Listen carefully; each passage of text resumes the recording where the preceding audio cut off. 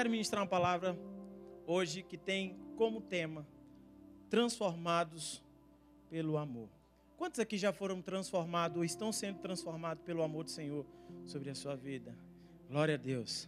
Tão bom, né, irmãos? Poder entregar a nossa vida a Jesus e ser transformado dia a dia pelo aquilo que Ele está fazendo. Mas eu quero te ensinar algo que vai mudar um pouco a sua perspectiva e como você olha muitas vezes certas situações. Porque às vezes nós até aprendemos a ter o amor que Deus tem nos dado, mas nós ficamos meio que querendo fazer a nossa própria justiça. E olha que a palavra do Senhor fala lá no livro de Oséias, capítulo 3, o verso 3, nós vamos ler só a parte A do versículo, e fala assim: conheçamos e prossigamos em conhecer ao Senhor. Olha o que ele fala, ele está falando que nós devemos conhecer,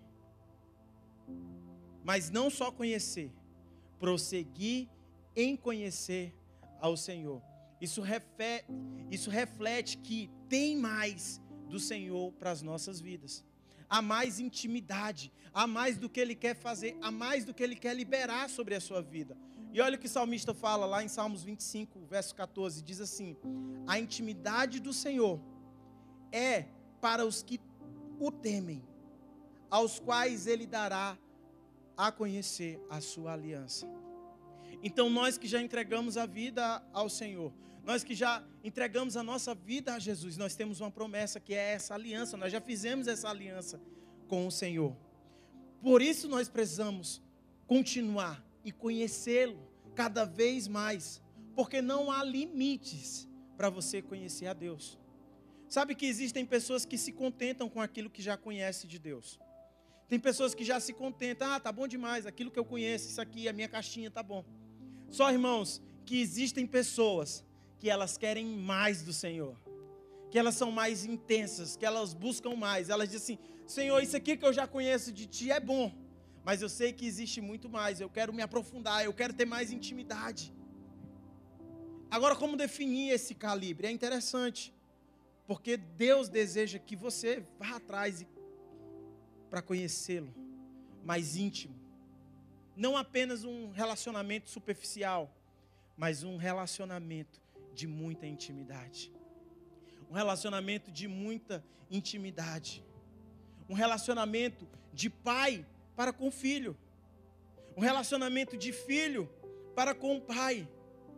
Esse é o relacionamento que Deus deseja que eu e você venhamos ter. Agora, quando eu pergunto para você uma coisa, e eu digo assim: quem é Deus para você? Quem é Deus? Quem é Deus para você?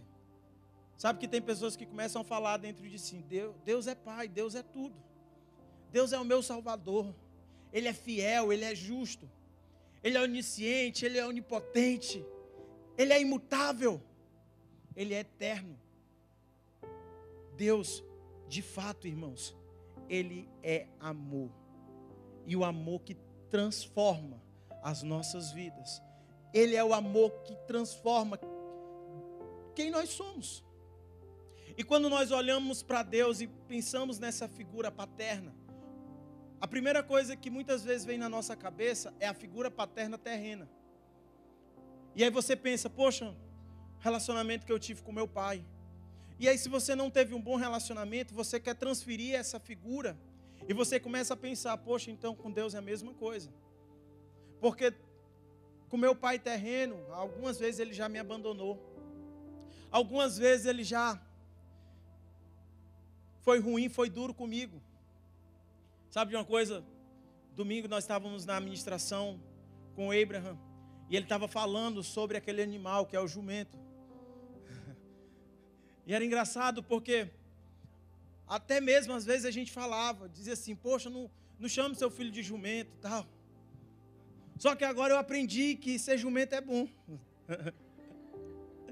Porque é um animal de coragem, que não se esquece, que é fiel.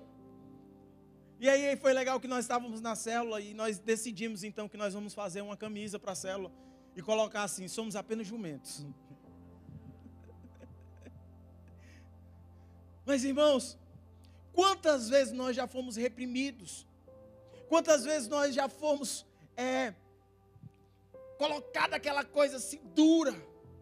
E talvez de fato o seu pai terreno foi uma pessoa que te abandonou. Foi uma pessoa que te excluiu. Foi uma pessoa que não cuidou de você. Foi uma pessoa que não foi amorosa.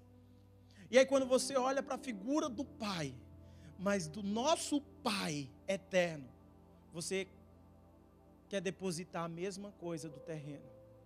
E eu quero te dizer algo. O seu pai, que é eterno, ele é muito mais amoroso. Ele é muito mais paciente. Ele é muito mais compassivo. Ele é muito mais por você. Aonde você estiver agora, feche os seus olhos. Feche os seus olhos, aonde você estiver. E eu quero, Senhor, declarar que nesse dia,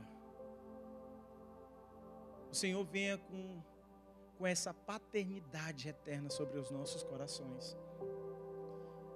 Derrubando todo relacionamento ruim, todo sentimento ruim que um dia nós já tivemos a respeito de pai. E que o Senhor possa vir com amor agora. Pai, obrigado porque eu até vejo o Senhor agindo com paz agora sobre muitos corações. Tocando, mudando, declarando e dizendo: meu filho, eu te amo. Minha filha, eu te amo. Porque muitas vezes talvez você nem escutou isso do seu pai terreno. Mas o seu pai eterno, o seu pai que está no céu, olha para você hoje e libera essa palavra de amor sobre você, declarando que Ele ama você, declarando que você não é um acidente, declarando que você não foi um engano, declarando que você não foi algo pensado. Ao contrário, Ele diz que você foi completamente planejado por Ele. Muito obrigado, Pai. Muito obrigado por vir com a Tua paz sobre os nossos corações. Muito obrigado. Agora, como nós podemos entender desse amor?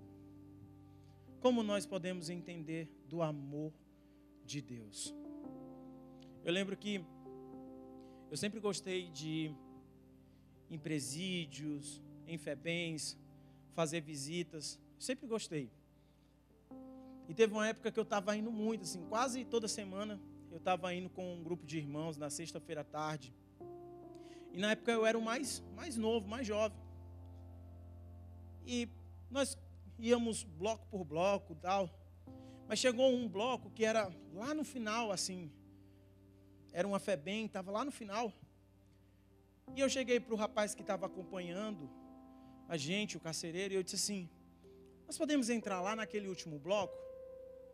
E aí ele falou assim comigo. Ele disse: não, lá no último bloco só fica os mais perigosos. Lá só fica os mais perigosos. E tem uma coisa, lá só fica um por cela. Aí eu fiquei tentado ir lá. Aí eu disse assim: eu posso ir lá? Aí ele disse assim: você pode. Mas se você entrar lá, nós vamos colocar você lá dentro e trancar você. Eu disse: pronto, agora lascou-se. Porque se agora se rebelar vai ser só contra mim. E aí ele falou: você não pode levar violão, você não pode levar nada. Eu estava com o violão na mão e eu disse: tá bom, tudo bem. E aí, irmãos, eu entrei, era um pavilhão e tinha várias celas. E eu fui na primeira cela, falei com o rapaz que estava lá, falei com o segundo. Quando eu fui entrar na cela do terceiro, a pessoa levanta a cabeça, olha para mim e diz: Naé, Emerson.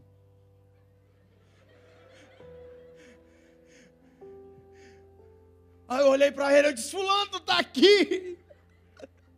Aí ele: te trouxeram para cá também. Eu disse: não, não sou perigoso não. Eu vim te visitar. E sabe uma coisa, irmãos? Eu fui entendendo do amor do Senhor. Por que eu falo que eu fui entendendo do amor do Senhor? Porque se uma pessoa foi presa, ela não foi presa porque ela estava em um culto orando. Ela foi presa porque ela estava cometendo um crime. E muitas vezes nós queremos fazer justiça própria, mas a justiça de Deus é completamente diferente da nossa justiça. O amor que Deus tem para conosco é completamente diferente do amor que Ele tem. O amor que Deus tem para com você é diferente, às vezes, do amor que você tem até para essa pessoa que está do seu lado. Muitas vezes nós queremos olhar as pessoas segundo aos nossos olhos carnais e falamos: você errou, você caiu em pecado, você fez isso. Deus olha para você e diz assim: eu amo você, eu te amo, eu amo você, você continua sendo meu filho, você continua sendo o meu mais chegado. Eu não estou falando de consequências, irmãos, porque consequências vão haver. Você errou, você vai ter que pagar a consequência. Aquelas pessoas que estavam naquela penitenciária estavam fazendo isso. Estava cumprindo uma pena, pagando uma consequência, um erro que tinha feito antes. Mas o Senhor continua amando a cada um. E isso reflete muitas vezes para nós também. Porque muitas vezes nós achamos que nós somos completamente indignos. Nós achamos que nós somos completamente indignos. Nós queremos fazer exclusão de pessoas. Nós queremos colocar um lote no céu e dizer: aquela pessoa vai para o céu, essa pessoa não vai para o céu. E eu quero te falar uma coisa: o amor do Pai é diferente. Porque o ladrão que estava na cruz, ele chegou para Jesus e disse assim: Jesus, você pode só lembrar de mim quando você estiver lá no paraíso? Jesus olha para ele e diz assim: não, meu filho, você está entendendo, você vai estar comigo hoje lá. Hoje comigo você vai estar lá, a gente vai estar juntos. Porque a nossa justiça é diferente da justiça de Deus. Aquilo que Deus tem para nós é diferente do que aquilo que que você e eu podemos dar para alguém. E eu quero dizer algo para você. O amor de Deus pode alcançar qualquer pessoa. Repita isso comigo: o amor de Deus pode alcançar qualquer pessoa. E esse é um fato, irmãos. Olha onde você e eu estamos. Se nós estamos aqui é porque o amor do Senhor nos alcançou. É porque a graça do Senhor nos alcançou. A palavra fala que nós estávamos perdidos em um lamaçal, mas Ele nos tirou do lamaçal. Ele nos deu vestes novas. Ele colocou sandália nos nossos pés. Ele firma os nossos passos dia a dia. Ou seja, nós estamos sendo transformados pelo amor do Senhor, dia a dia, dia a dia, dia a dia. Talvez você diga assim: ô pastor, mas essa palavra aí é só para pessoas que não aceitaram Jesus. Não, eu quero falar uma coisa, é para você. Porque muitas vezes nós achamos que lá no céu tem pavilhões, assim, é um prédio, que o primeiro andar é só para o pessoal que aceitou Jesus quando nasceu. Já nasceu na fé, então aqui primeiro andar. O segundo andar é para aquelas pessoas que aceitaram Jesus, talvez quando era adolescente. O terceiro andar era para aqueles que... E aí vai fazendo exclusão. Não, irmãos. Nós vamos estar em um só lugar, servindo a um só Deus, proferindo uma só fé, porque esse é o nosso Deus. Eu quero que você abra a sua Bíblia no livro de 2 Crônicas, capítulo 33. Nós vamos ler a partir do verso 1, mas nós vamos continuar lendo esse mesmo capítulo. E olha o que fala: tinha Manassés 12 anos de idade quando começou a reinar, e 55 anos reinou em Jerusalém. Fez o que era mal perante o Senhor. Fale isso: fez o que era mal perante o Senhor, segundo as abominações dos gentios que o Senhor expulsara de suas processões, de diante dos filhos de Israel. Agora, irmãos, nós estamos falando de Manassés, que foi um cara que fez aquilo que era mal diante de quem? Do Senhor.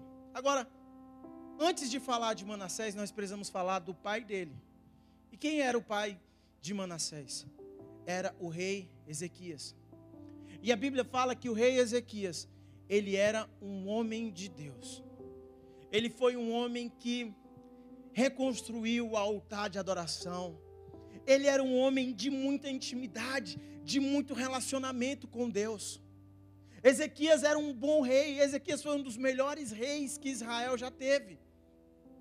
E esse era o pai de Manassés.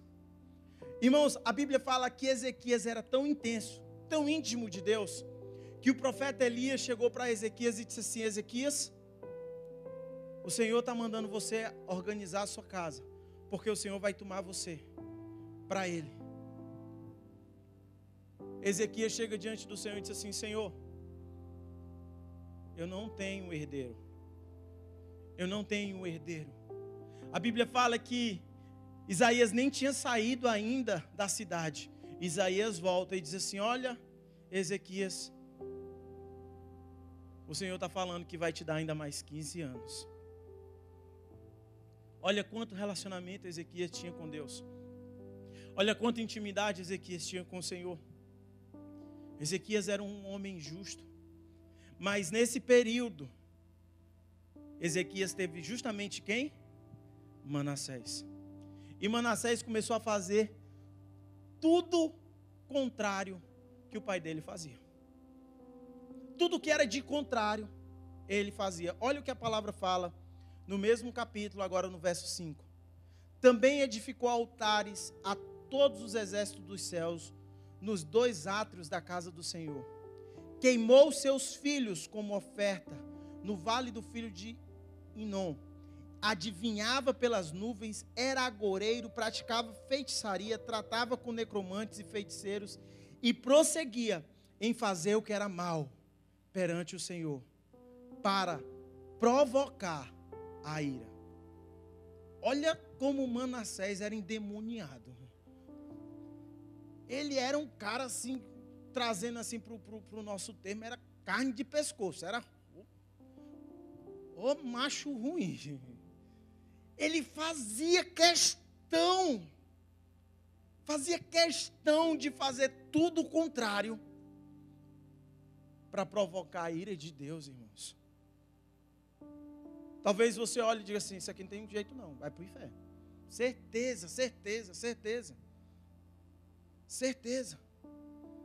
Não tem jeito, meu filho, para você, viu? Vamos só orar para você ir mais rápido, mas não tem jeito. Mas olha o que a Bíblia continua falando. Também impôs imagem de escultura de ídolo que tinha feito na casa do Senhor, de que Deus dissera a Davi e a Salomão, seu filho: nesta casa em Jerusalém, que escolhi de todas as tribos de Israel, porei o meu nome para sempre. Sabe que uma coisa interessante, Manassés, além de errar, ele provocava também o erro do povo. Ele começou a levantar altares, começou a levantar deuses. E o povo começou a olhar isso e começou também a se render diante dos altares. Começou a levar sacrifício para os outros deuses. Mas Deus sempre vai atrás para falar com os seus filhos, irmãos.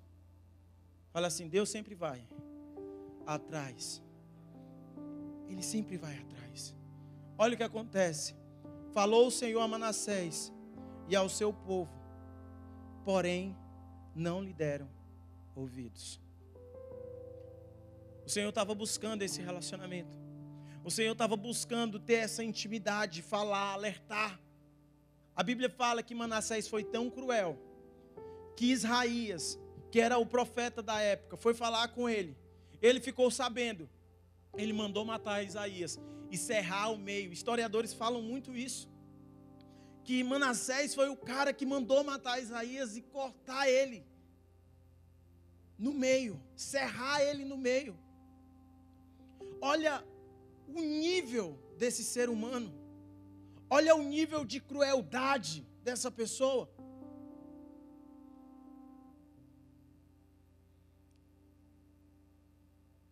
A gente sempre olha e diz assim: não tem mais jeito. Porque julgar sempre é mais fácil.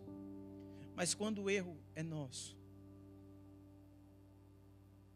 quando Deus tenta nos alertar sobre coisas e nós estamos fechando a porta para Ele, quando Deus tenta nos dar o escape, e mesmo assim nós estamos nos afundando nesse abismo. Quantas vezes o Senhor tem dado livramento, tem nos guardado e nós estamos fechando a porta para Ele. Deus falou com Manassés, mas ele não deu ouvido ao Senhor. Às vezes isso acontece conosco, irmãos. Deus tem falado conosco e nós não estamos dando ouvido ao Senhor. Nós estamos só falando, Senhor, é mais fácil do meu jeito. Senhor, me deixa aqui, eu quero fazer da minha vontade, do meu jeito, como eu sei fazer. Consequências sempre vão vir. Consequências sempre vão vir. E não foi diferente em Manassés. Olha o que acontece. Verso 12. Verso 11, desculpe, irmãos. Pelo que o Senhor trouxe sobre eles os príncipes dos exércitos do rei da Assíria, os quais prenderam Manassés com ganchos, amarraram-no com cadeias e levaram a Babilônia. Agora, sabe o que é interessante? Agora a casa caiu para ele. Ele foi preso. Ele está agora no exílio, foi para a Babilônia. Agora Manassés começa a clamar pelo Senhor. Olha o que fala. Ele, angustiado, suplicou deveras ao Senhor, seu Deus, e muito se humilhou perante o Deus de seus pais. Ele muito se humilhou perante o Deus de quem, irmãos? De seus pais, de Ezequias.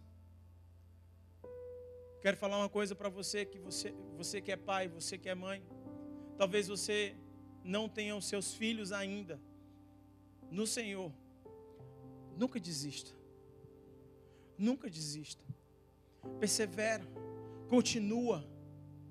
Continua orando pela sua casa. Continua fazendo aquilo que o Senhor tem chamado você para fazer.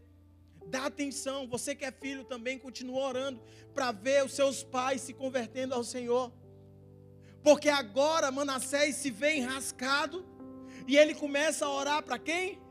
Para o Deus do pai dele, para o Deus dos seus pais. Ele começa a dizer: Senhor, eu estou angustiado, e ele se humilha. Irmãos, nós precisamos entrar muitas vezes nesse lugar de humilhação, porque a palavra do Senhor fala que aquele que confessa o pecado e deixa, esse vai alcançar a misericórdia. Aquele que confessa o pecado, aquele que deixa o pecado, esse alcança a misericórdia, vindo da parte de quem? Do Senhor. Nós, com o nosso olhar humano, de fato, já até julgamos Manassés, disse assim: não tem mais jeito para você. Mas olha o que o Senhor faz. Fez-lhe oração e Deus se tornou favorável para com ele.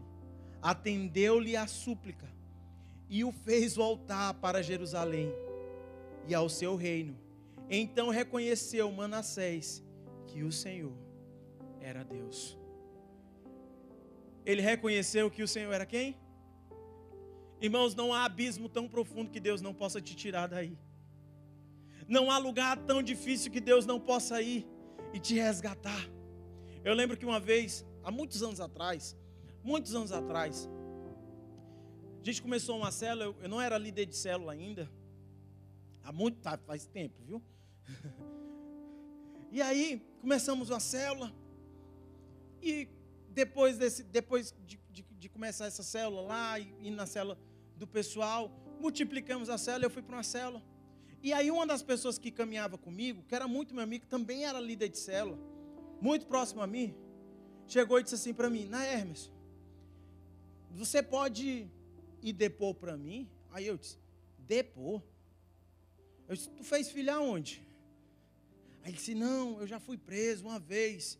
Aí eu disse: vala, meu Deus. Levei para minha casa, Jesus. Minha mãe nem sabe disso. Aí ele disse assim: não, tem uma coisa errada que eu fiz no passado.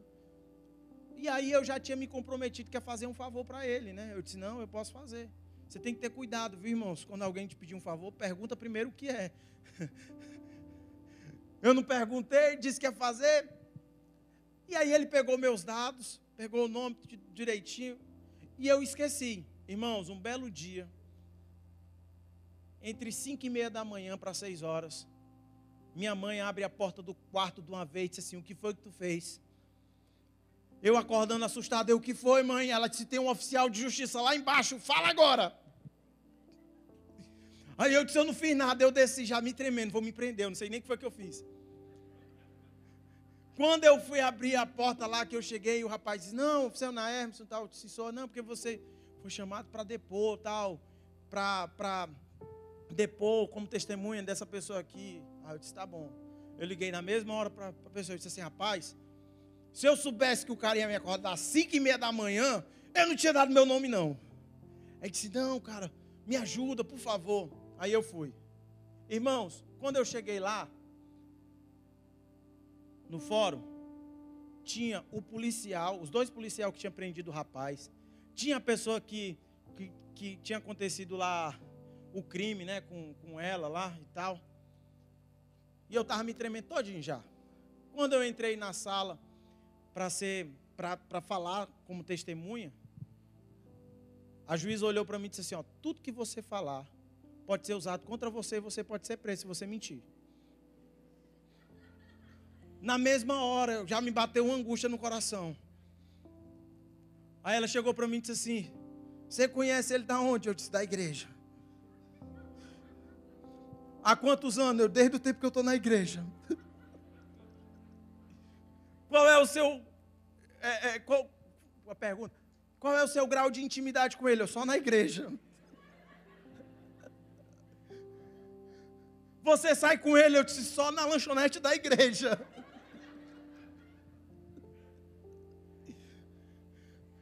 Eu só falava isso, eu só dizia isso. A juíza pegou e disse assim, tudo bem, pode ir. Lá fora eu já estava branco, pálido. Quando saiu, o advogado dele saiu também, veio procurar a gente. Ele olhou para aquela pessoa e disse assim, rapaz, graças a Deus que você estava na igreja. Ele foi completamente absolvido do caso. E aí depois que eu estava lá, eu disse assim, rapaz, eu não queria perguntar isso não, mas o que foi que tu roubou mesmo? Aí ele disse, macho, eu roubei um mouse e um teclado de computador. Eu disse, tem vergonha na tua cara? Nem para roubar tu presta? Eu vim depor para ti por causa de um mouse e um teclado? Mas eu aprendi uma coisa, irmãos, naquele dia. Que o Senhor transforma qualquer pessoa. Isso já faz mais de 12 anos, mas até hoje essa pessoa está conosco. Fiel, firme.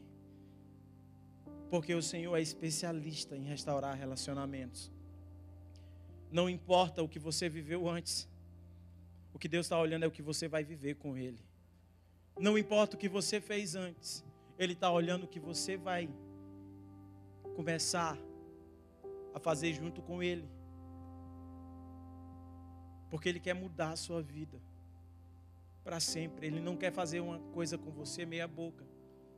Ele quer te restaurar por completo. Ele quer te mudar. Ele quer te dar uma palavra de mudança de vida, de mudança de direção.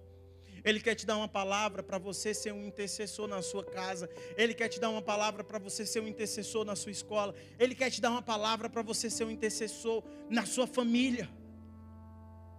Ele quer te dar uma palavra que você se levante da mesma forma que Ele tem te transformado pelo amor dEle. Você também possa ser capaz de ver a transformação na vida dos outros.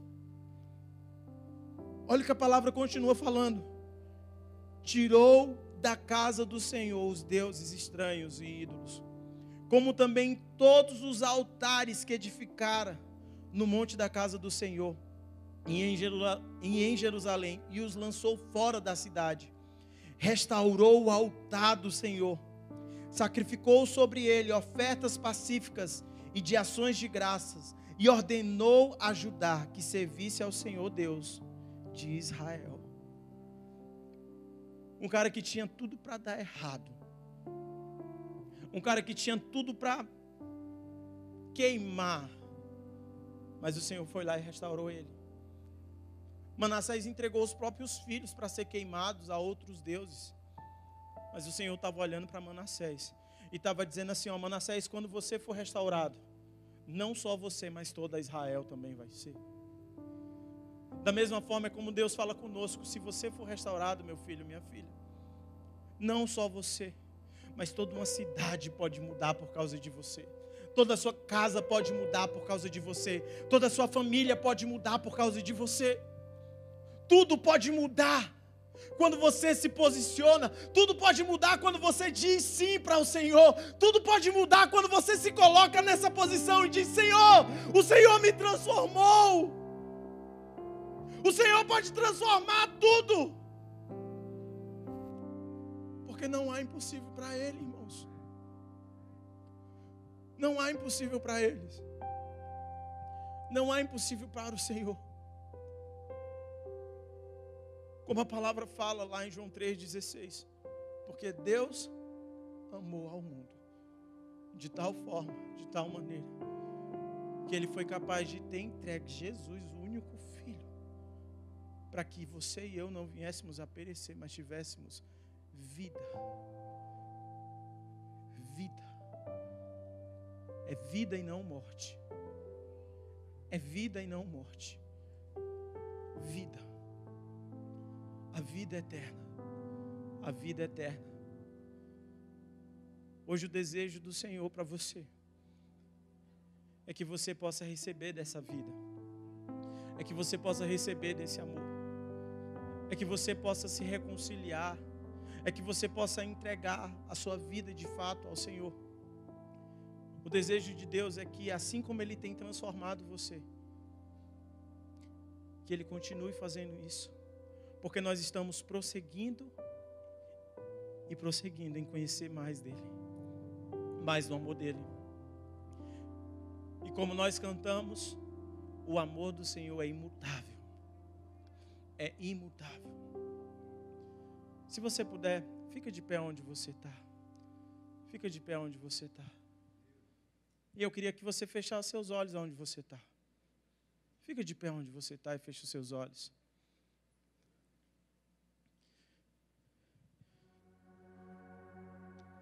Fica de pé onde você está. Feche os seus olhos aí. Eu quero ler o último texto da palavra, mas você vai estar com seus olhos fechados. Eu só quero que esse texto entre para dentro de você. Eu só quero que essa palavra entre para dentro da sua vida. Porque ele fala assim: amados, amemos-nos uns aos outros, porque o amor procede de Deus. E todo aquele que ama é nascido de Deus e conhece a Deus.